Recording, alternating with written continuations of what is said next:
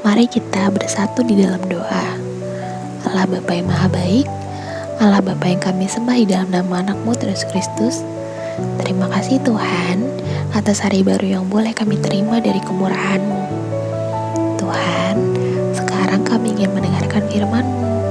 Bukalah hati dan pikiran kami agar kami dapat menerima firman-Mu dengan baik dan kami terapkan di kehidupan kami. Terima kasih Tuhan. Amin. Shalom adik-adik, bagaimana kabarnya hari ini? Adik-adik, sekarang kakak pengen cerita mengenai bagaimana cara kita meneladani Yesus. Memang tidak akan mudah adik-adik, tapi pertama kita simak dulu ini yuk. Cangkir yang cantik.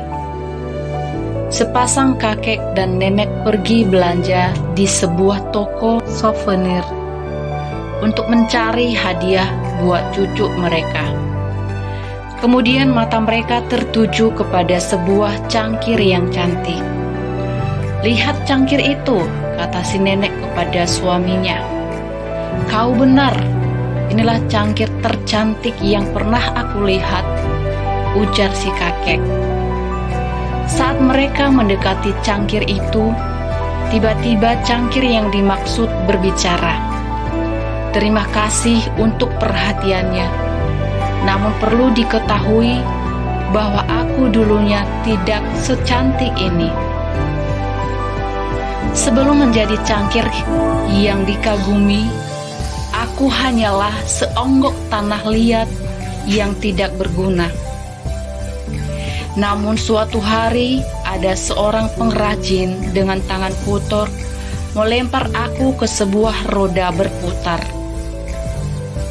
Kemudian ia mulai memutar-mutar aku hingga aku merasa pusing. Stop, stop!" Aku berteriak. Tetapi orang itu berkata, "Belum." Lalu ia mulai menyodok dan meninjuku berulang-ulang. "Stop, stop!" teriakku lagi. Tapi orang ini masih saja meninjuku tanpa menghiraukan teriakanku. Bahkan lebih buruk lagi, ia memasukkan aku ke dalam perapian. "Panas, panas!" teriakku dengan keras. "Stop, cukup!" teriakku lagi. Tapi orang itu berkata, "Belum." Akhirnya ia mengangkat aku dari perapian itu dan membiarkan aku sampai dingin. Aku pikir selesailah sudah penderitaanku. Oh, ternyata belum. Setelah dingin, aku diberikan kepada seorang wanita muda dan ia mulai mewarnai aku. Asapnya begitu memualkan. "Stop, stop!" aku berteriak. Wanita itu berkata, "Belum." Lalu ia memberikan aku kepada seorang pria dan ia memasukkan aku lagi ke perapian yang lebih panas dari sebelumnya. "Tolong, hentikan penyiksaan ini!" Sambil menangis aku berteriak sekuat-kuatnya. Tapi orang ini tidak peduli dengan teriakanku. Ia terus membakarku. Setelah puas menyiksaku, kini aku dibiarkan dingin. Setelah benar-benar dingin, seorang wanita cantik mengangkatku dan menempatkan aku dekat kaca. Aku melihat diriku. Aku terkejut sekali. Aku hampir tidak percaya, karena di hadapanku berdiri sebuah cangkir yang begitu cantik. Semua kesakitan dan penderitaanku yang lalu menjadi sirna tak kala kulihat diriku. Saudaraku, sudah pastinya di dalam kehidupan kita pun pernah melalui suatu penderitaan yang membuat kita bertingkah seperti cangkir dalam cerita tersebut. Namun, ingatlah bahwa semuanya itu mempunyai tujuan yang indah untuk kebaikan kita.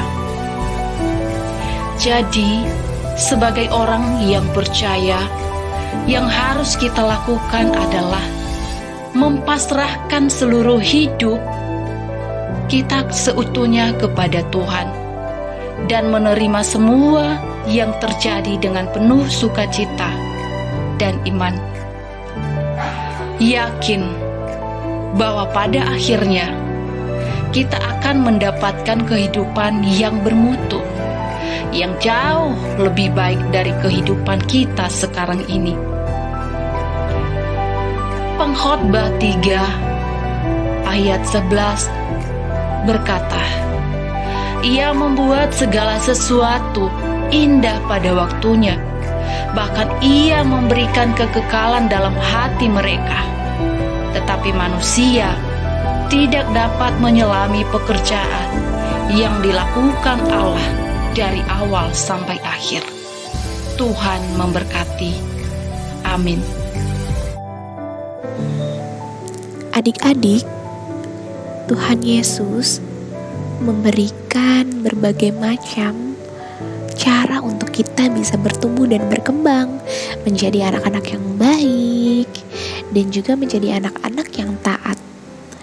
Adik-adik, mau gak kita meneladani sikap Yesus? Kalau ingin meneladani sikap Yesus, bagaimana coba cara kita meneladani sikap Yesus dalam kehidupan kita sehari-hari? Betul sekali, kita bisa berbuat baik terhadap sesama kita. Kita berbuat baik kepada orang tua kita. Dan juga kita bisa berbuat baik untuk lingkungan kita, adik-adik. Jadi mulai sekarang nih adik-adik, boleh nggak adik-adik berjanji untuk mengikuti Yesus? Iya adik-adik, meneladani Yesus itu berarti kita akan berbuat baik kepada siapapun. Ya udah, mana kelingkingnya nih? Biar kita janji sama-sama nih adik-adik. Jadi mulai sekarang nih kakak nggak mau ya denger kalau adik-adik berkata kasar kepada temannya atau kepada orang tua. Adik-adik, kalau misalnya adik-adik mendapatkan kata-kata yang baru adik dengar, adik-adik tanya dulu sama mama sama papa, artinya apa? Karena siapa tahu itu artinya tidak baik loh adik-adik. Nah, janji ya. Bagus-bagus kalau misalnya adik-adik sudah mau berjanji untuk meneladani Yesus. Kalau gitu, kayaknya enakan ada tugas nih adik-adik. Siapa yang mau dikasih tugas? Untuk minggu ini, tugasnya untuk Horong 2 dan Horong 3, yaitu adik-adik harus membuat sebuah puisi dan kemudian adik-adik membacakan puisi tersebut dalam bentuk video ya adik-adik, kirimkan melalui Facebook dan di tag kakak guru horong yang masing-masing. Oke? Kalau begitu, sekian dulu deh firman Tuhan hari ini.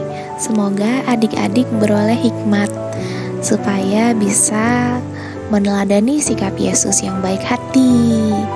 Karena kakak yakin nih kalau adik-adik juga punya hati yang baik, bukan anak nakal. Kalau anak nakal berarti bukan anak Tuhan dong. Jadi mulai sekarang kita harus berubah menjadi anak Tuhan.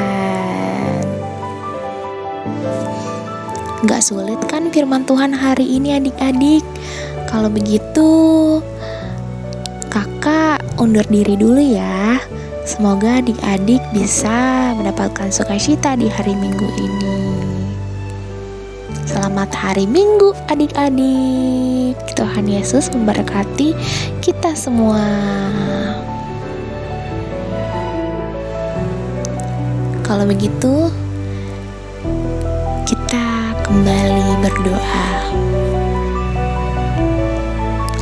Allah Bapa yang Maha Baik, terima kasih atas firman-Mu yang begitu indah.